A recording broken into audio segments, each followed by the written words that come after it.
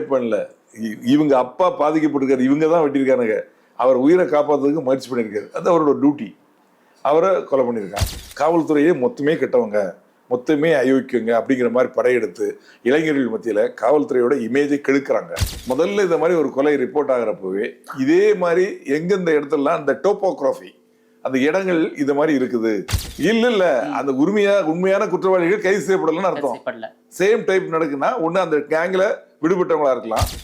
ஒரு 3 மாசத்துக்கு ஒருக்க இல்லை 1 மாசத்துக்கு ஒருக்க தேங்காய் வெட்டுவாங்க, இந்த மட்டைகளை வெட்டுவாங்க. அதுக்கு கூலி வேலை போகிற மாதிரி போகிறது. போயிட்டு அங்கே என்ன நடக்குங்கிறத பார்க்குறாங்க.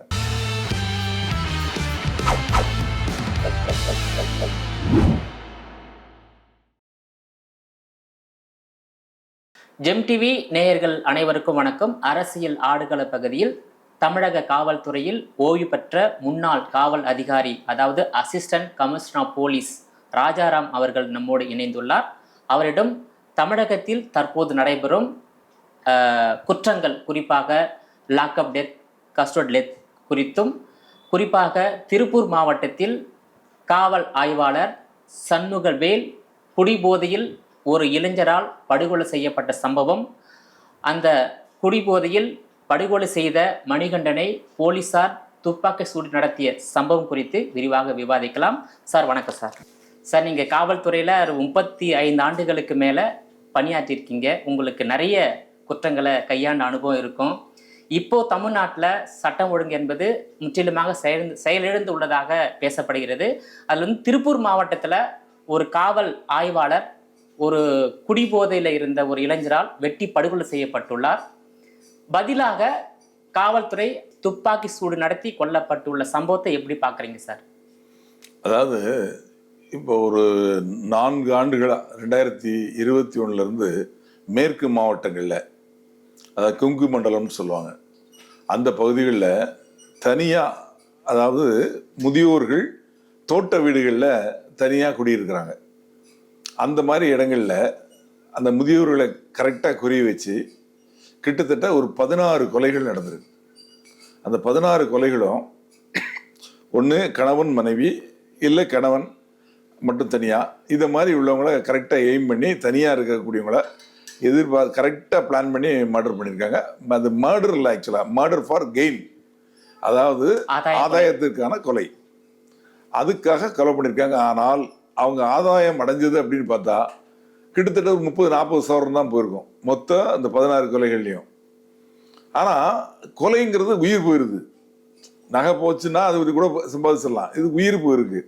அப்போது அவங்க எப்படி எய்ம் பண்ணி பண்ணுறாங்க அப்படிங்கிறத பார்க்கையில் என்ன தெரிய வருது அப்படின்னா, முதியோர்கள் தனியாக இருக்கக்கூடியவங்க, அந்த தோட்டத்தில் எந்த வசதியும் கிடையாது, பாதுகாப்பு வசதிகள் கிடையாது, சிசிடிவி கிடையாது, ஒரு அலாரம் கிடையாது, இந்த மாதிரி எந்த வசதியும் இல்லை, ஒரு டாக் கூட கிடையாது, ஒரு கண்ட்ரி டாக் கூட அங்கே கிடையாது.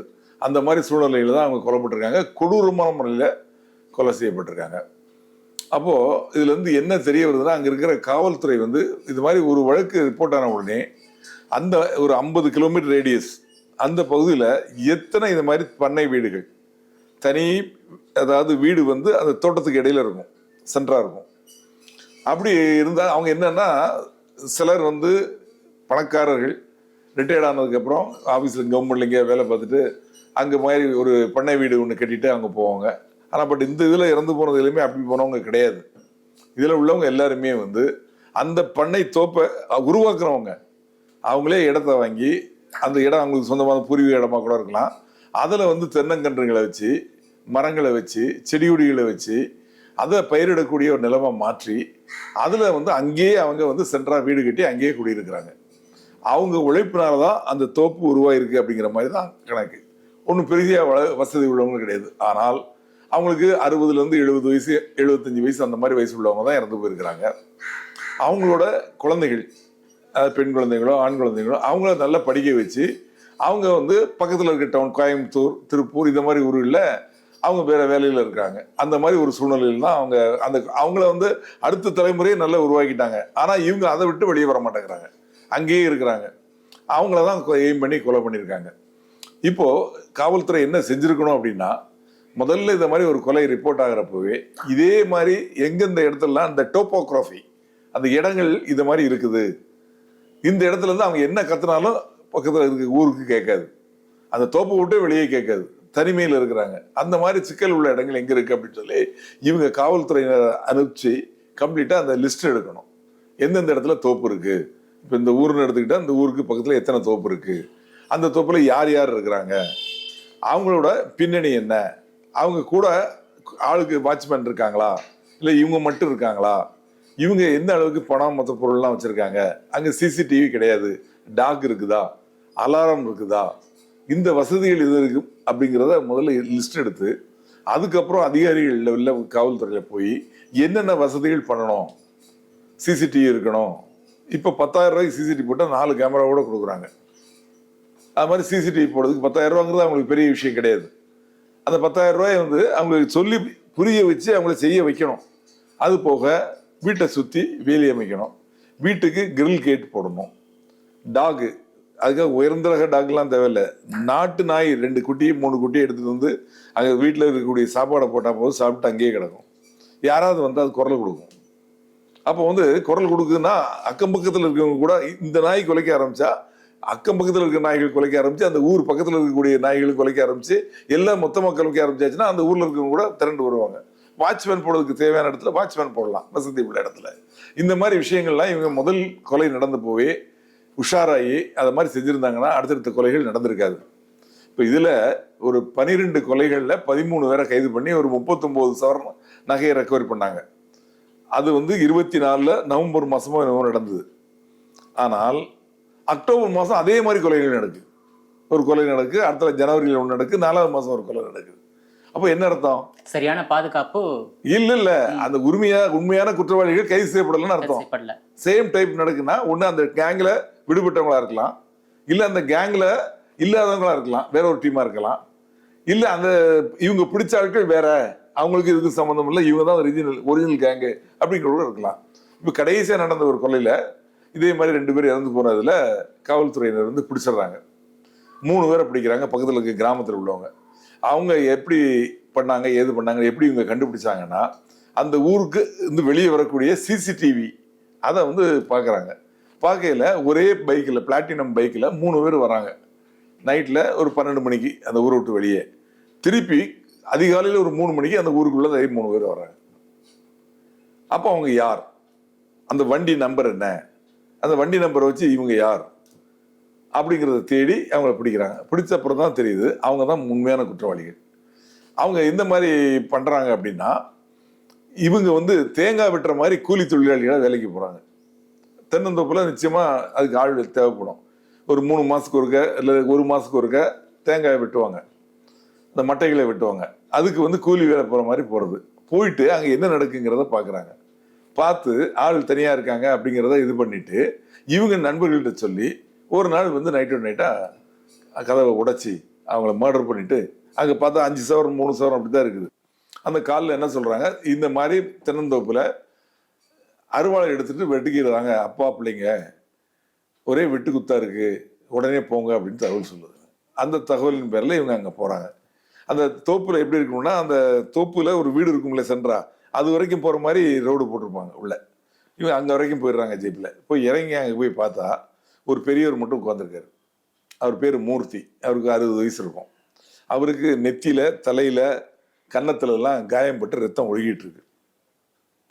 அவரை கேட்குறாங்க, யாரு வெட்டினான்னா எங்க பையன் தான் வெட்டினான் அப்படிங்கிறாப்புல. இவருக்கு 2 பையங்க. இவர் யார் அப்படின்னா எம்எல்ஏ ஒருத்தர், அந்த ஏரியாவில் ஏடிஎம்கே எம்எல்ஏ மகேந்திரன், அவருக்கு சொந்தமான தோப்பு அது. இவர் வேடச்சந்தூர்னு சொல்லி திண்டுக்கல் மாவட்டத்தை சேர்ந்தவர். அங்கிருந்து பிழைப்பு தேடி இங்க வந்திருக்காரு. எப்படின்னா குடும்பத்தோட வர்றாரு. இவரோட ஒய்ஃபு, இவரோட இன்னொரு பையன், அந்த பையனோட ஒய்ஃபு, அவங்களோட குழந்தைங்க, இவங்களோட அங்கே வேலை கேட்குறாங்க, வேலை கொடுக்குறாங்க. அங்கேயே தங்கி வேலை செய்யணும். என்ன வேலைன்னா, இந்த தென்னந்தோப்புல மட்டையை வெட்டுறது, தேங்காயை கட் பண்ணி இறக்குறது, இந்த இதுதான் அவங்களுக்கு வேலை. பண்ணையில வேலை, அவங்கயே தங்கி இருக்கணும். அப்படி மாதிரி இருக்கையில இவங்க அடிக்கடி நைட்ல தண்ணி அடிப்பாங்க போல அப்பா பிள்ளைங்கெல்லாம். 2 பேர் தான் வராங்க.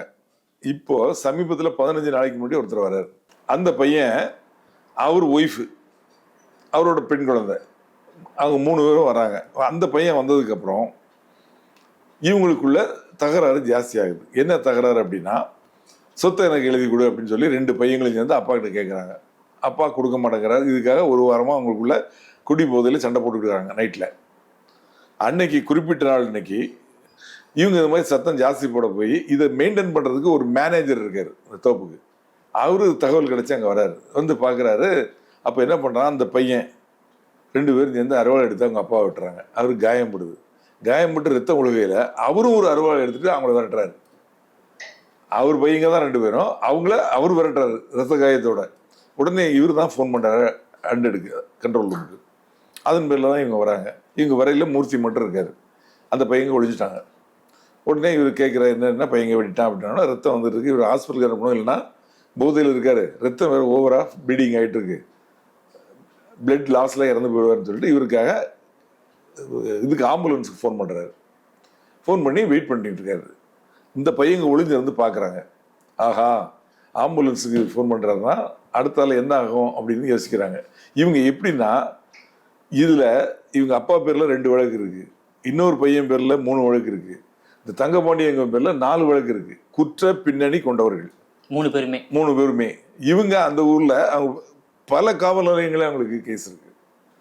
அதனால தான் அங்கேருந்து காவல்துறை அடிக்கடி இவங்களை தேடுவாங்க அப்படிங்கிற பிரச்சனையால தான் இவங்களோட எதிரிகளும் இவங்களை தேடுவாங்கிறதுக்காக இந்த பக்கம் அப்படியும் மாறி வந்திருக்காங்க. மாறி வந்ததில் இந்த பையன் மட்டும் தங்கபாண்டியன் சொல்றீங்களே, அவன் ஒருத்தன் மணிகண்டன் ஒரு பையன். அந்த தங்கபாண்டியன் சின்னவன், மணிகண்டன் தான் பெரியவன். கடைசியாக வந்தவன் மணிகண்டன். அந்த மணிகண்டன் வந்து அவனும் இவர் 2 பேரும் பார்க்குறாங்க. சரி, இப்போ இவர் ஹாஸ்பிட்டலுக்கு அனுப்பிச்சா ஹாஸ்பிட்டலில் வந்து டாக்டர் என்ன பண்ணுவாங்க, இவருக்கு ட்ரீட்மெண்ட் கொடுக்கல எப்படி காயப்பட்டதுன்னு எழுதி அது காவல் நிலையத்துக்கு தகவல் சொல்லி காவல் நிலையத்திலேருந்து இவர் மேலே வழக்கு, அவர் கம்ப்ளைண்ட் மேலே ஒரு எஃப்ஐஆர் போடுவாங்க. அதில் இவங்களை அரெஸ்ட் பண்ணுவாங்க. ஏன்னா இவங்க தானே வெட்டியிருக்காங்க, அவர் அதான் சொல்ல போகிறாரு. அப்போ அவரை அரெஸ்ட் பண்ணுவாங்க. இப்போ எக்ஸ்ட்ரா ஒரு கேஸ் அவங்க பேரில் ஆயிரும். அடுத்தால ஒரு கேஸ் ஆச்சுன்னா ஒரு வேளை குண்டர் சட்டத்தில் போட்டுருவாங்களோ அப்படிங்கிற இதில் இவங்க என்ன பண்ணுறாங்க, இந்த எஸ்ஐ வந்து இது மாதிரி நம்மளை வம்புல மாட்டி வைக்கிறாருன்னு சொல்லிட்டு அவங்க என்ன நினைச்சாங்கன்னா, பல வழக்கு நம்ம மேல இருக்கு, இன்னும் ஒரு வழக்கு ஆயிடக்கூடாது, அடுத்தால குண்டர் சட்டம் போடலாம் அப்படி வாய்ப்பு எல்லாம் இருக்குது அப்படிங்கிறத தெரிஞ்சுட்டு வந்து இவங்க வந்து என்ன பண்றாங்க, எஸ்ஐயை போட்டு தள்ளணும்னு அறுவாளத்துக்கிட்டு 2 பேரும் ஓடியாராங்க. இதை பார்த்த உடனே இந்த அழகுராஜாங்கிற கான்ஸ்டபிள் தடுக்கணுங்கிற அளவுக்கு இவங்களால எந்த ஆயுதமும் இவங்ககிட்ட இல்லை, துப்பாக்கியும் இல்லை, லட்டியும் இல்லை. உடனே இது தலைதறிச்சு ஓடுறான் அவன். எஸ்ஐயும் ஓடுறாரு. ஆனா வயசானவர்னால ஓட முடியல. தென்னந்தோப்புல மேடு பள்ளமா இருக்கும் இல்லையா, தட்டிக்கவே விழுந்துடுறாரு. அந்த கான்ஸ்டபிள் ஓடி தப்பிச்சிடறான். அப்புறம் அவரை தலையில ஒரே வெட்டு விட்டுறான். யார், இந்த மணிகண்டன். நடுவும் தலையில வெட்டு வருது. அப்படியே ஓப்பன் ஆகி மூளைலாம் வெளியே வந்துடும். அடுத்தல சைடில் கழுத்தில் ஒரு வெட்டு, கிட்டத்தட்ட கழுத்து மொத்தமாகவே வெட்டுப்பட்ட அளவுக்கு ஸ்பாட்லேயே அவர் இறந்துறாரு. ஏன்னா 2மே ஃபேட்டல் இன்ஜுரி. அப்புறம் அந்த கான்ஸ்டபிள் ஓடினவன் போய் தகவல் சொல்லி அப்புறம் தான் மற்றவங்கெல்லாம் வர்றாங்க, வந்து பார்த்து மேல்கொண்டு நடவடிக்கை எடுக்கிறாங்க. இதில் எங்கள் அப்பாவையும் பிள்ளையும் வந்து நெக்ஸ்ட் டே வந்து அவங்க திருப்பூர் எஸ்பி ஆஃபீஸ் பக்கத்தில் சரண்டர் அடைய வந்தாங்க அப்படிங்கிற மாதிரி வந்திருக்காங்க, பிடிச்சிட்டாங்க அவங்க. அதுக்கப்புறம் இவனையும் அன்னைக்கு நைட்டு பிடிக்கிறாங்க. ஸோ மணிகண்டனை சுட்டதற்கு காரணம் இதுதானே, அவன் எதிர்த்து வெட்டிதால் தான் சுட்டாங்களோ, அது உண்மையான? ஆமாம், அவன் வந்து போலீஸ் முதல் நாள் ஒரு மர்டர், அந்த எஸ்ஐ வந்து ஒரு தவறான காரியங்கள் எதுவும் செய்யலை, அவங்க அப்பா காப்பாற்ற தான் போயிருக்காரு. ஒன்றுமே எந்த தப்பும் பண்ணல, அவர் லஞ்சம் வாங்கலை, கொள்ளையடிக்கலை, கொலை பண்ணல, ரேப் பண்ணல. இவங்க அப்பா பாதிக்கப்பட்டிருக்காரு, இவங்க தான் வெட்டியிருக்கானுங்க. அவர் உயிரை காப்பாற்றுறதுக்கு முயற்சி பண்ணியிருக்காரு, அது அவரோட டியூட்டி. அவரை கொலை பண்ணியிருக்கான். சரி, அதுதான் முடிஞ்சு போச்சு. அடுத்த நாள் அவரை பிடிச்சிட்டாங்க. அதில் உள்ள ஆயுதத்தை கைப்பற்ற போகிறாங்க. அதை எடுத்து கொடுத்து நடந்தாங்கன்னா அதை வந்து சீஸ் பண்ணிட்டு கேஸ் நடத்த போகிறாங்க. எதுக்காக போய் ஜட்ஜி தீர்ப்பு கொடுக்க போகிறாரு. ஆமாம், அதனால வந்து இப்போ கேஸு நடக்குது. அந்த இவன் இறந்து போயிட்டான். அவங்க 2 பேரும் அந்த மர்டர் கேஸில் ரிமாண்ட் பண்ணியிருக்காங்க. இப்போ அவங்க பேரில் உள்ள பழைய வழக்குகள் மற்ற எல்லாத்தையும் விசாரித்து அவங்க எந்தெந்த வழக்கில் சம்மந்தப்பட்டிருக்காங்க அந்த வழக்கு, இந்த வழக்கில் சார்ஜ் ஷீட் போடுவாங்க, இந்த வழக்கில் கேஸ் நடக்கும். இதில் வந்து யார் புகார் கொடுத்துருக்காங்க அப்படின்னா அந்த மேனேஜர் தான் கொடுத்துருக்காரு. இந்த சம்பவத்தை பார்த்தவங்க எல்லாமே அவங்க குடும்பத்தை சேர்ந்தவங்க தான் இருக்காங்க. அழகுராஜான்னு ஒரு கான்ஸ்டபிள் இருக்காரு, அவரும் நேரடியாக பார்த்துருக்காங்க. 2 ஐ விட்னஸ் இருக்குது. அதுக்கப்புறம் என்கவுண்டர் அது சம்மந்தமாக அதில் வந்து யாரெல்லாம் இருந்தாங்க, அப்போது அந்த ஜீப் ஓடின டிரைவரு, அப்போ அந்த இன்ஸ்பெக்டர், அந்த சப் இன்ஸ்பெக்டர், இவங்களுக்கு ட்ரீட்மெண்ட் கொடுத்த அந்த டாக்டர், அந்த எஸ்ஐ பாடியை போஸ்ட்மார்ட்டம் பண்ண டாக்டர், எல்லாருமே வந்து எவிடன்ஸ் ஆகும். இப்போ தமிழ்நாட்டில் வந்து போலீஸாருக்கு முழு சுதந்திரம் கொடுக்கப்பட்டுள்ளதா சார்? அதாவது குற்றத்தை கட்டுப்படுத்த, குற்றவாளியை கைது, அதாவது ஒரு காவல்நிலை எல்கை அப்படிங்கிறதுல ஒரு இன்ஸ்பெக்டர் அவரோட எல்கை, அவருக்கு ஒரு ஜூரிஸ்டிக்ஷன் கொடுத்துருக்காங்க. அந்த ஜூரிஸ்டிக்ஷனில் தவறுகள் நடக்காமல், குற்றங்கள் நடக்காமல் கண்காணிப்பதும், நடந்த குற்றங்களை கண்டுபிடிக்கிறதும் அவங்களோட பணி. அதான் காவல்துறையோட பணி. அதில் ஒவ்வொரு இன்ஸ்பெக்டரும் ஒவ்வொரு மாதிரி இருப்பாங்க. எல்லாரும் ஒரே மாதிரி இருக்க மாட்டோம். நம்ம கையில் 5 பேரில் ஒரே மாதிரி இருக்கும். ஆனால் நோக்கம் என்னமோ ஒன்று தான். அதை ஒவ்வொருத்தரும் ஒவ்வொரு விதமாக பண்ணுவாங்க. இப்போ நான்லாம் இன்ஸ்பெக்டராக வேலை பார்த்தப்போ ஒரு ஜூரிஸ்டிக்ஷன் மாறி போனேன் அப்படின்னா, காசிமேடில் நான் இன்ஸ்பெக்டராக இருந்தேன். அங்கே போன உடனே முதல்ல யாரெல்லாம் பழைய குற்றவாளிகள், யாரெல்லாம் இப்போ ஆக்டிவாக இருக்காங்க, யாரெல்லாம் உள்ளே இருக்காங்க, யாரெல்லாம் வெளியே இருக்காங்க, யாரெல்லாம் எந்த கேங்கோட லிங்கில் இருக்காங்க, மொத்தத்தையும் லிஸ்ட் எடுத்து அவங்கள மொத்த வரையும் செக்யூர் பண்ணி கொண்டு வந்து அவங்கள இதில் வாரண்ட் இருக்கா ரிமாண்ட் பண்ணு, இப்போ ஏதாவது கேஸில் பெண்டிங் இருக்கா ரிமாண்ட் பண்ணு, மற்ற ஒழுங்காக இருக்கிறான்னா வான் பண்ணி எனக்கு. அந்த மாதிரி ஃபஸ்ட்டில் எடுக்கக்கூடிய கடுமையான நடவடிக்கையில் அவன் அதுக்கப்புறம் பயப்படணும். ஆகா, அந்த இன்ஸ்பெக்டர் தான் ஏதாவது பண்ணிடுவார், நம்மளை விட மாட்டார் அப்படிங்கிற ஒரு பயத்தை அவனுக்கு கிரியேட் பண்ணணும். ஒரு தவறு செய்யக்கூடிய குற்றம் செய்யக்கூடிய குற்றவாளிக்கு நமக்கு இந்த காவல்துறை நம்ம ஈஸியாக குற்றம் செய்ய முடியாது, குற்றம் செஞ்சால் விட மாட்டாங்க, அதோட தண்டனையை நம்ம அனுபவிக்கணும். இது போக எங்கெல்லாம் கேஸ் யாருக்கெல்லாம் பெண்டிங் இருக்கோ அதில் விட்னஸ் ஏற்றி தண்டனை வாங்கி கொடுப்பேன். 30 கொலையாளிகளுக்கு ஆயுள் தண்டனை வாங்கி கொடுத்தேன் உங்கள் சர்வீஸ். ஆமாம், அதில் மேடம் ஜெயலலிதா சிஎம் அப்போ எக்ஸலன்ஸ் இன் இன்வெஸ்டிகேஷன் எனக்கு ஒரு கோல்டு மெடல் கொடுத்தாங்க. இப்போ கூட வச்சிருக்கேன். அந்த மாதிரி இவங்களை எப்படி கட்டுப்படுத்தணும், ஒன்று அவங்க நேரடியாக என்ன பண்ணுறான் ஏது பண்ணுறான்னு சொல்லி அவனோட சூழ்நிலையில் அவனை அட்டாக் பண்ணி அவன் மைண்டில் ஒரு பயத்தை கிரியேட் பண்ணி அவன் தவறு செய்யக்கூடாது, தவறு செய்கிற மாதிரி இருந்தால் அந்த பகுதியிலேயே இருக்கக்கூடாது. அவன் நம்ம அந்த ஆக்ஷன்லேயே அவன் இந்த பக்கமே இல்லைன்னா இந்த பக்கம் அவங்க தவறு பண்ண போகிறான். அது ஒன்று. இன்னொன்று, குற்றவாளி இவன் குற்றவாளியாக பழைய கேஸில் இருந்தான்னா அந்த கேஸில் இவருக்கு கேஸை நடத்தி சாட்சிகளை சரியான முறையில் ஏற்றி கரெக்டாக எனக்கு தண்டனை வாங்கி கொடுத்தோம் நீதிமன்றம் மூலம். அது மாதிரி காவல்துறை அதிகாரிகள் கொஞ்சம் தைரியமாக ஒரு நடவடிக்கை எடுக்க ஆரம்பித்தாங்கன்னா ஆட்டோமேட்டிக்காக பயப்பட ஆரம்பிச்சிருவாங்க. ரெண்டாவது, இந்த அரசியல்வாதி கூட ஐயோ அந்த இன்ஸ்பெக்டர் சொன்னால் கேட்க மாட்டாங்க, அவன்கிட்ட சொல்லி பிரயோஜனம் இல்லை அப்படின்னு சொல்லிட்டு தலையிடவே மாட்டாங்க. மேக்ஸிமம் அவங்களுக்கு பிடிக்கலன்னா மாற்றி விட்டுருவாங்க, அவ்வளோதான் பண்ண போகிறாங்க, மாற்றிட்டு போட்டு போகிறாங்க, ப்ரொமோஷன் கொடுக்க மாட்டாங்க. ஆமாம், ப்ரொமோஷன் அப்படிங்கிறது நம்ம தவறு செஞ்சு நம்ம குற்றம் அதில் தண்டனை ஏதாவது பட்டிருந்து ஏதாவது சிக்கலில் மாட்டியிருந்தா தான் உண்டு. சிக்கலில் மாட்ட வைக்கிறதுக்கு முயற்சி பண்ணுவாங்க. ஆனால் நம்ம கரெக்டாக பண்ணிட்டு போகல, நமக்கு நிச்சயமாக எனக்குலாம் நான் எந்த சிக்கலையும் மாட்டலை, நல்லபடியாக. அதே மாதிரி தான் நீங்கள் சொன்ன மாதிரி 32 ட்ரான்ஸ்ஃபர் இருந்தாலும் கூட வேலை பார்த்து ப்ரொமோஷன் ஆகி, அதாவது எனக்கு ஆக்சுவலாக ப்ரொமோஷன் வந்திருக்க வேண்டியதுன்னா சப் இன்ஸ்பெக்டராக 10 வருஷம் முடிஞ்ச உடனே வந்திருக்கணும். எங்கள் பேட்ச் யாருக்குமே வரல, 14 வருஷம் ஆச்சு. அப்போ சிஎம் ஜெயலலிதா இருக்கலாம், அவங்ககிட்ட போய் ரெப்ரசன்ட் பண்ணோம். இது கம்மி. 8 கோடி தமிழர்களுக்கு 1,34,000 காவல் பணியிடங்கள் தான் இருக்குது. அதில் 10,000 பணியிடங்கள் காலியாகவே இருக்குது. அப்போது 700 பேருக்கு ஒரு காவல் அப்படிங்கிற சூழ்நிலை தான் இருக்குது. அப்படி இருக்கையில் இப்போ விஐபி பந்தோபஸ்து அப்படிங்கிறது ரொம்ப முக்கியமாகி போச்சு. முன்னாடி அந்த மாதிரி கிடையாது. நாங்கள் சேர்ந்தப்போலாம் விஐபி பந்தோபஸ்துக்கு அந்த முக்கியத்துவம் கிடையாது. ராஜீவ்காந்தி 1991 கொல்லப்பட்டார் இல்லையா தமிழ்நாட்டில், அதுக்கப்புறம் தான் இந்த விஐபி பந்தோபஸ்து ரொம்ப ஜாஸ்தியாச்சு. அப்போது அந்த பணியை நோக்கி தான் காவலர்கள் மொத்தமே செல்ல வேண்டிய சூழலில் இருக்குது. ஸ்டேஷனில் பீட்டு போகிறதுக்கு, குற்றம் நடக்காமல் தடுக்கிறதுக்கு தான் பீட்டு போகிறாங்க, பெட்ரோலிங் போகிறாங்க, அதுக்கு ஆள் கிடையாது. ஏன்னா எல்லாருமே பந்தோபஸ்துக்கு போயிடுறாங்க. அப்புறம் நடந்த குற்றங்களை கண்டுபிடிக்கிறதுக்கு அதுக்கும் ஆள் இல்லை. அதனால் காவல்துறையில் பணியிடங்களை ஜாஸ்தி பண்ணணும். அதே மாதிரி இந்த பந்தோபஸ்து அப்படிங்கிறதுக்கு டிஎஸ்பி பட்டாலியனில் ஒரு 19,000 காவலர்கள் இருக்காங்க. அவங்க ஒரு 1000 காவலர்கள் பீகார் ஜெயிலில் பாதுகாப்பு பணி பண்ணிட்டு இருக்காங்க. அவங்களெல்லாம் எடுத்து அந்த 19,000 பேரையும் இந்த விஐபி பந்தோபஸ்துக்கு ட்ரைனிங் கொடுத்து அவங்கள பயன்படுத்தினா இந்த ஸ்டேஷனில் வேலை செய்யக்கூடிய போலீஸுக்கு அந்த கஷ்டங்கள் இருக்காது. அவங்க அவங்க டியூட்டியை பார்க்கலாம், விஐபி பந்தோபஸ்தை அவங்க பார்த்துப்பாங்க. இப்போ விஐபி பந்தோபஸ்து இவங்க பார்க்க போகிறதுனால இவங்களோட பணிகள் எல்லாமே பாதிக்கப்படுது. இதை ரீஅரேஞ்ச் பண்ணணும். இப்போது தமிழ்நாட்டில் குற்றங்கள் அதிகரித்து விட்டது, கொலைகள் அதிகரித்து விட்டது, குறிப்பாக ஆணவ படுகொலையும் அதிகரித்து விட்டது, அந்த கஸ்டோடியல் டெத்து, லாக்அப் டெத்தும் அதிகரித்து விட்டது. இதை எப்படி கட்டுப்படுத்தலாம் சார்? அதாவது குற்றங்கள் அப்பவும் நடந்தது இப்பவும் நடக்குது, இல்லைன்னு சொல்ல முடியாது. அப்போ இப்போ மீடியா வெளிச்சம்ங்கிறது ஜாஸ்தி ஆயிடுச்சு. இப்போ எல்லாரும் செல்போன் வச்சிருக்காங்க. ஒரு சின்ன ஆக்சிடென்ட் நடந்தால் கூட உடனே ஃபோன், அவனுக்கு உதவி செய்ய மாட்டான், ஆனால் வீடியோவில் எடுத்து உடனே சமூக வலைதளங்களில் போடுறான். அப்போ என்ன ஆகுது, அது அப்படியே சுற்றுது ஃபுல்லாக. அது அந்த 8 கோடி தமிழருக்கு மட்டும் இல்லை, வெளிநாட்டில் இருக்கக்கூடிய தமிழர்களுக்கும் போகுது, எல்லாருக்குமே அது போகுது. அப்புறம் இன்னொரு இடத்துல ஒரு ஆக்சிடென்ட் இருந்தால் அதை எடுத்து போடுறாங்க. அப்புறம் இது மாதிரி ஒரு கொலை நடக்குதா அந்த இடத்துல போடுறாங்க, ஒரு அசால்ட் நடக்குதா எடுத்து போடுறாங்க.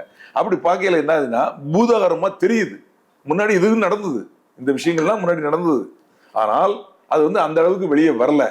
அதனால வந்து காவல்துறை வந்து சரியா செயல்படுறாங்க, இந்த குற்றங்கள்லாம் வந்து குறைஞ்சு போச்சு அப்படின்லாம் நான் சொல்லலை.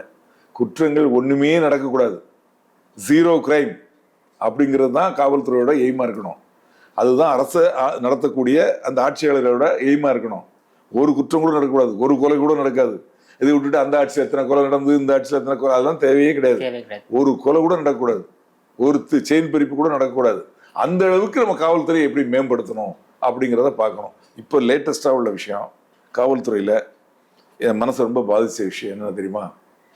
காவலர்கள் கொல்லப்படுகிறார்கள். ஒரு 6 மாதத்துல ஒரு 6 காவலர்கள் இறந்திருக்காங்க. அதுல 2 விஷயங்கள், 2 கொலைகள் மட்டும், ஒண்ணு குடும்ப சமாச்சாரமா, இன்னொன்னு அவர் மகன்களே பண்ணது. இது 2 தவிர மீதி 4ம் புரூட்டல் மர்டர். இப்போ இந்த சண்முகவேல் இது ஒண்ணு, சுந்தரமா சார், சண்முகவேல் அதுதான் இப்போ நடந்தது இல்லையா, இது கடைசியா நடந்தது. அதுக்கு முன்னாடி ஒரு காவலர், அதாவது உசிலம்பட்டி போலீஸ் ஜீப் டிரைவர், அது காவல் நிலைய இன்ஸ்பெக்டருக்கு ஓடக்கூடிய ஜீப்போட டிரைவர், டியூட்டி முடிஞ்சிட்டு அவர் போய் டாஸ்மாகில் தண்ணி அடிக்க போயிருக்காரு. அப்போ கஞ்சா கடத்தல் கேஸில் அரசான அந்த கும்பல் இங்கே வந்திருக்கு. ஒழுங்கா இருக்கீங்கடா, எது பண்ணாதீங்கடா, அப்படி பண்ணா தப்புடான்னு சொல்லி இவர் அட்வைஸ் பண்ணியிருக்காரு. அவனுக்கு களை தூக்கி போட்டு இவர் கொண்டுட்டாங்க. அது குடி போதையில் ஒரு தலைமை காவலரை கொண்டுட்டாங்க. அதே மாதிரி ராஜாராமன் ஒரு இசை, இப்போ எக்மோரில் ஒரு பாரில் போய் குடிச்சிட்டு இருக்கல, பக்கத்தில் இந்த கந்து வெட்டி கொடுக்குறவங்க வந்திருக்காங்க. கந்து வெட்டி அவங்களே கொடுப்பி, எனக்கெல்லாம் கொடுக்க முடியாது கேட்டு அவரை தள்ளி விட்டு அவர் இறந்து போயிட்டாரு. அதே மாதிரி இன்னொரு காவலரை மதுரையில் ஆட்டோ டிரைவர் யூனிஃபார்மோடு இருந்தவரை பெட்ரோல் ஊற்றி கொளுத்தி கொண்டுரு ரிங் ரவுண்ட் ரோடில். இந்த மாதிரி காவலர்கள் மேலே பயமே இல்லை, காவல்துறை மேலே பயமே இல்லை. அந்த பயமே இல்லாத ஒரு சூழ்நிலை உருவாகிட்டு இருக்கு. அதே மாதிரி நீதிமன்றத்துக்கிட்ட அவங்களுக்கு பயம் இல்லை, என்ன கேஸ் போட்டாலும் வந்துடலாம் வெளியே அப்படிங்கிற ஒரு தைரியம் சட்டத்தில் ஓட்ட இருக்கு. அந்த அளவுக்கு சட்டம் அவ்வளோ லேசாக இருக்கு. வட சென்னையில் ஒரு ரவுடி இருந்தார், 45 கொலை பண்ணியிருந்தார். ஒரு கொலை பண்ணி உள்ளே போறாரு, உள்ளேருந்து வெளியே வந்து இந்த கொலையில் யார் சாட்சியோ, யார் கம்ப்ளைண்ட் கொடுத்தானோ அவனை போடுறாரு, அடுத்த கொலைக்கு உள்ளே போறாரு, அப்புறம் வெளியே வர்றாரு. இந்த கொலையில் யார் புகார் கொடுத்தானோ, யார் ஐ விட்னஸ் அவனை போடுறாரு. இப்படி 45 கொலை பண்ணக்கூடிய அளவுக்கு, அந்த மாதிரி அவர் உள்ளே போயிட்டு வெளியே வரக்கூடிய அளவுக்கு சட்டத்தில் வந்து வழிகள் இருக்கின்றது. அதனால அவங்க ஈஸியாக அந்த கடைசியில் என்கவுண்டர்ல சுட்டுக் கொல்லப்பட்டார். எதுக்கு சொல்ல வரேன்னா, அதாவது காவல்துறைக்கு கடமை இருக்கு, நீதித்துறைக்கு இருக்கு. அதே மாதிரி இன்னொரு விஷயம், இப்போ வந்து சைபர் கிரைம் அது நிறைய வருது. 100 கேஸ் இன்னைக்கு ஒரு தமிழ்நாடு முழுக்க ரிப்போர்ட் ஆச்சுன்னா அதில் 80 கேஸ் சைபர் கிரைமாக தான் இருக்கு. அந்த சைபர் கிரைமில் கடந்த ஆண்டில் 1500 கோடி லாஸ் ஆயிருக்கு. சாதாரண திருட்டில் வெறும் 50 கோடி தான் லாஸ் ஆயிருக்கு. இதை நான் சொல்லலை, பழைய டிஜிபி சைலேந்திர பவுஷாஸ் சொல்றாரு. அப்போ 1500 கோடி தமிழ்நாட்டில் உள்ள மக்கள்கிட்ட இருந்து பறிக்கப்பட்டிருக்கு, அவங்ககிட்ட இருந்து கொள்ளை அடிச்சிருக்காங்கன்னு தான் சொல்லணும், இன்னொரு பாஷையில் சொன்னா. அப்போ அதை தடுக்கிறதுக்கு நம்மகிட்ட கட்டமைப்பு இல்லை, அதை கண்டுபிடிக்கிறதுக்கு நம்மகிட்ட கட்டமைப்பு இல்லை. அவங்கள அரெஸ்ட் பண்ணி கொண்டு வந்து ரிமாண்ட் பண்ணி தண்டனை வாங்கி கொடுக்குறது கட்டமைப்பு இல்லை. கட்டமைப்புன்னு நான் சொல்றது என்னன்னா, சைபர் போலீஸ் ஸ்டேஷன் ஒரு டிஸ்ட்ரிக்ட்டுக்கு ஒண்ணுதான் இருக்கு. டெக்னாலஜி மட்டும் இல்ல, கட்டமைப்பு இல்லை. கட்டமைப்பு ஒரு காவல் நிலையம்னா அதுல ஒரு இன்ஸ்பெக்டர், 2 எஸ்ஐ, ஒரு 6 போலீஸ் தான் இருப்பாங்க. ஒரு என்டையர் டிஸ்ட்ரிக்ட்ல நடக்கக்கூடியது பண்ண முடியுமா? இப்போ சென்னை மாதிரி நகரம்லாம் எவ்வளவு பெரிய நகரம், 1 கோடி பேர் இங்க இருக்காங்க. இங்க வந்து மொத்தமே 6 போலீஸ் ஸ்டேஷன் தான் இருக்கு. ஒவ்வொரு ஜாயிண்ட் கமிஷனருக்கும் ஒவ்வொரு ஸ்டேஷன், அது போக சென்ட்ரல் கிரைம் பிரான்ச்சில் 2 ஸ்டேஷன், 6 ஸ்டேஷன் தான் இருக்கு. இந்த 1 கோடி பேருக்கு இந்த 6 போலீஸ் ஸ்டேஷன் தான். அதிகமா இதுல பாதிக்கப்படுறது சென்னையில் உள்ளவங்க தான். இங்க உள்ள மக்கள் தொகை ஜாஸ்தி இருக்குல்ல, அதிகமா பாதிக்கப்படுவாங்க. இதெல்லாம் வந்து நம்ம வந்து கவர்மெண்ட் வந்து பார்த்து நடவடிக்கை எடுக்கணும். ஆணவ படுகொலையும் தடுக்கப்பட வேண்டும். ஆமா, ஆணவ படுகொலைங்கிறது ரொம்ப கொடுமையான விஷயம். அது வந்து அதுக்கு தனியா சட்டம் கொண்டு வரணும் அப்படின்னு சொல்றாங்க. அதுக்கு வாய்ப்பு இருந்தால் அதையும் கொண்டு வந்து நிச்சயமா இன்னொரு ஆணவ படுகொலை நடக்கூடாது. இப்போ இந்த கவின்னு ஒரு பையனை மர்டர் பண்ணிட்டாங்க, அதெல்லாம் ரொம்ப மனசுக்கு பதபதைக்க வைக்கக்கூடிய விஷயம். அந்த பையன் எந்த தவறும் பண்ணலை. அந்த பையனை வந்து இது மாதிரி பெண்ணை கொடுக்க மாட்டோம், நீ பழகாத அப்படின்னு சொல்லி அதுக்கு மேலேயும் அவன் வந்து பிரச்சனை பண்ணிக்கிறான் அப்படின்னா காவல்துறை மூலமாக சட்டப்படி நடவடிக்கை எடுக்கிறான். அதை விட்டு அவனை வந்து வரவழை வச்சு கூட்டு போய் ஒரு இடத்துல வச்சு வெட்டுறது அப்படிங்கிறது சரி கிடையாது. அது மட்டும் இல்லை, இந்த லேப் தடய அறிவியல் துறை இருக்கு இல்லையா, இப்போ கஞ்சா பிடிக்கிறாங்க அப்படின்னா அது வந்து இது கஞ்சா தான் அப்படின்னு அங்கே செக் பண்ணி சொல்லணும் இல்லையா. இது போதைப் பொருள் தான் அப்படின்னு சொல்லணும் இல்லையா, அந்த லேப் வந்து ஒன்று தான் இருக்கு. அதிக அளவில் இப்போ கஞ்சாக்கள்லாம் பிடிக்கப்படுது. அப்போ அந்த ரிப்போர்ட் வரலைன்னா இவன் ஜாமீனில் விட்டுறாங்க, சட்டத்தில் வழி இருக்கு. ஆக அங்கேருந்து ரிப்போர்ட் வராதது யார் குற்றம்? அதையெல்லாம் ஜாஸ்திப்படுத்தணும், அந்த லேப் எல்லாம் ஜாஸ்திப்படுத்தணும். அரசாங்கம் வந்து காவல்துறையோட குறைகள் எல்லாம் கேட்டு இம்ப்ரூவ் பண்ணுறதுக்கு எப்படின்னு சொல்லிட்டு போலீஸ் கமிஷன் அப்படின்னு சொல்லிட்டு ஒன்று ஆரம்பித்தாங்க. அதாவது இப்போ இந்த ஆட்சி வந்த உடனே ஒரு நீதியரசர், ஓய்வு பெற்ற நீதியரசர் தலைமையில் ஒரு போலீஸ் கமிஷன் அமைச்சாங்க. அவங்க வந்து காவல்துறையோட கோரிக்கைகள் பிரச்சனைகள் எல்லாம் கேட்டு ஒரு விசாரித்து ஒரு ரிப்போர்ட்டாக கொடுத்தாங்க. அந்த ரிப்போர்ட்டின் பேரில் இந்த டிபார்ட்மெண்ட்டை எப்படி டெவலப் பண்ணுறது அப்படிங்கிற நடவடிக்கை அரசு உடனே எடுக்கணும். அந்த அறிக்கையை இது வரைக்கும் வெளியிடவும் இல்லை, இந்த அறிக்கையின் மேல் நடவடிக்கை எடுக்கவும் இல்லை. அதை விரைந்து செய்யணும் அப்படிங்கிறத கேட்டுக்கிறேன். இந்த சிறை துறையில் நடைபெறும் மரணங்களும் தவிர்க்கப்பட வேண்டும். காவல் நிலையங்களில் நடைபெறும் மரணங்கள் நிச்சயமா, அதில் மாற்றுக்கிறதே கிடையாது. ஸோ காவலர்கள் வந்து பொதுமக்களையும் கொல்லக்கூடாது, பொதுமக்கள் காவலர்களையும் கொல்லக்கூடாது. அதாவது காவல் பணியோட வேலை என்னன்னா, நான் ஏற்கனவே சொன்னேன், குற்றங்கள் நடவாமல் தடுப்போம், நடந்த குற்றங்களை கண்டுபிடிக்கிறதும், குற்றம் செய்தவர்களை நீதிமன்றத்தின் முன் நிறுத்தி தண்டனை வாங்கி கொடுக்குறது அங்கே மேலே. நம்ம வந்து சட்டத்தை எடுத்துக்கிட்டு நீதி கொடுக்கக்கூடியது நமக்கு கிடையாது, அதிகாரம் கிடையாது. அதனால காவல்துறையினர் வந்து சட்டத்தை கையில் எடுத்துகிட்டு இந்த அஜித் குமார் அடித்து கொண்டாங்களோ அதெல்லாம் வந்து இந்த அது ஜீரணிக்க முடியாத குற்றங்கள். அது மாதிரி சாத்தாங்குளம் இன்சிடென்ட், ஆமாம், அதுவும் வந்து நிச்சயமாக நியாயம் கிடையாது. ஆனால் அதே மாதிரி காவல்துறை மேலே உள்ள அந்த மரியாதையை கெடுக்கக்கூடிய அளவு சில சினிமா டைரக்டர்ஸு காவல்துறை இமேஜை கெடுக்கிறாங்க. காவல்துறையில் 95% நல்லவங்க இருக்காங்க, 5% கெட்டவங்க இருக்காங்க. ஆனால் இவங்க எடுக்க பணம் சம்பாதிக்கிறதுக்காக இந்த டைரக்டர்ஸு காவல்துறையே மொத்தமே கெட்டவங்க, மொத்தமே அயோக்கியங்க அப்படிங்கிற மாதிரி படையெடுத்து இளைஞர்கள் மத்தியில் காவல்துறையோட இமேஜை கெடுக்கிறாங்க. இவங்க பேரில் நடவடிக்கை எடுக்கணும். ஏன்னா அவங்க பணம் சம்பாதிக்கிறதுக்காக ஒரு துறை, அந்த அரசாங்கத்துக்கு அதுதான் முகம். காவல்துறை ஒழுங்காக செயல்பட்டு சட்டம் ஒழுங்காக இருந்தால் தான் அந்த அரசாங்கத்துக்கு நல்ல பேர் வரும். இவன் காவல்துறையை கெடுக்கிறேன்னு சொல்லி யாரோ 1-2 இன்ஸ்பெக்டர் எஸ்ஐ தப்பு பண்ணுறாங்க. காவல்துறையே அவன் வந்து சீரழித்து கெட்டவங்களா காட்டி, அதனால அந்த காவல்துறையை சேர்ந்தவங்களை வந்து பார்க்குறவங்களுக்கு எல்லாருமே கெட்டவங்களா தெரியுறாங்க. காவல்துறை மீது மக்கள் மத்தியில் ஒரு அதிருப்தி ஏற்படுத்தி அந்த மாதிரி ஒரு சூழ்நிலையை ஏற்படுத்துறாங்க. அவங்க எல்லாம் வந்து காவல்துறை அந்த இது மாதிரி இழிவாக எடுக்கிறவங்க மேலே நடவடிக்கை எடுக்கணும். இதே வந்து ஒரு வேற துறையை சேர்ந்தவங்க எடுத்துங்களேன், இப்போ அட்வொகேட்டு, நீதித்துறை, இப்போ எத்தனையோ துறைகள் இருக்குது. அவங்களெல்லாம் நீங்கள் குறைவாக பராமரித்தீங்கன்னா அவங்க எல்லாம் சேர்ந்து உடனே போராட்டம் நடத்துவாங்க. ஆனால் காவல்துறையில் இதை கேட்கறதுக்கு சங்கம் கிடையாது, சங்கம் கொடுக்கப்படலை. அவங்க உரிமைகளை கேட்கறதுக்கு சங்கம் கொடுக்கல. ஆனால் கேரளாவில், கர்நாடகாவிலாம் கொடுத்துருக்காங்க. ஏன் இங்கே கொடுக்கக்கூடாது? இதெல்லாம் அரசாங்கம் யோசிக்கணும். இப்போ நீங்கள் வந்து எம்ஜிஆர் ஆட்சியில் தான் நீங்கள் பணி நியமனம் செய்யப்பட்டீங்க. எம்ஜிஆர் ஆட்சியில் பணியாற்றிருக்கீங்க, கலைஞர் ஆட்சியில் பணியாற்றிருக்கீங்க, ஜெயலலிதா ஆட்சியிலும் பணியாற்றிருக்கீங்க. இப்போது தமிழ்நாட்டில் நடைபெறுவது ஸ்டாலின் தலைமையிலான ஆட்சி. இந்த ஆட்சியில் சட்டம் ஒழுங்கு என்பது எப்படி இருக்கின்றது? காவல்துறைக்கு சுதந்திரம் எப்படி கொடுக்கப்படுகிறது? குற்றங்கள் எப்படி இருக்குது சார்? இப்போ அதானே பேசணும். இவ்வளவு நேரம் பேசணும். அதாவது நீங்க ஸ்டாலின் நான் வந்து இவராட்சி அவராட்சி எல்லாம் சொல்ல தேவை. நான் ஒரு ஓய்வு பெற்ற காவல்துறை அதிகாரி, அதை பத்தி மட்டும் என்கிட்ட கேளுங்க. ஏன்னா தனிப்பட்ட முறையில இவராட்சி எப்படி அவராட்சி ஒரு அறிவுரை வழங்கலாம் இல்ல அறிவுரை இல்ல, நம்ம அறிவுரை சொல்லி அவங்க கேட்க போறாங்க. அவங்க வந்து மக்களால் தேர்ந்தெடுக்கப்பட்டு அவங்க ஆட்சியில் இருக்கிறாங்க. அவங்களுக்கு தெரியாதா டெய்லி என்ன நடக்குங்கிறத? அரசியல், அதாவது சிஎம்முக்கு உளவுத்துறை தலைவர் ஒரு நாள் காலையில 6 மணிக்கும் சாயந்தரம் 6 மணிக்கும் புல்லட்டின் எழுத்து மூலமா அனுப்புறாங்க, போன்லயும் பேசுறாங்க. இன்னைக்கு இந்த ஊர்ல இந்த மாதிரி மரணம் நடந்திருக்கு, இன்னைக்கு இந்த ஊர்ல போராட்டம் நடந்திருக்கு, நாளைக்கு இந்த மாதிரி நடக்க போகுது அப்படிங்கிற தகவல்களை சொல்றாங்க. அந்த அளவுக்கு பெரிய அதிகாரிகள்லாம் சொல்லி அதை நடவடிக்கை எடுக்கக்கூடிய இடத்துல இருக்கக்கூடியவங்களுக்கு நான் ஒரு ரிட்டையர்டு ஏசி வந்து என்ன அறிவுரை சொல்லிட போறேன்? இது வந்து எல்லா விஷயங்களும் எல்லாருக்கும் தெரியும். அதுவும் ஆளுங்கட்சியா இருக்கிறவங்களுக்கு, சிஎம்மா இருக்கிறவங்களுக்கு டெய்லி அவங்களுக்கு நடக்கக்கூடிய விஷயங்கள் சொல்லப்படுது.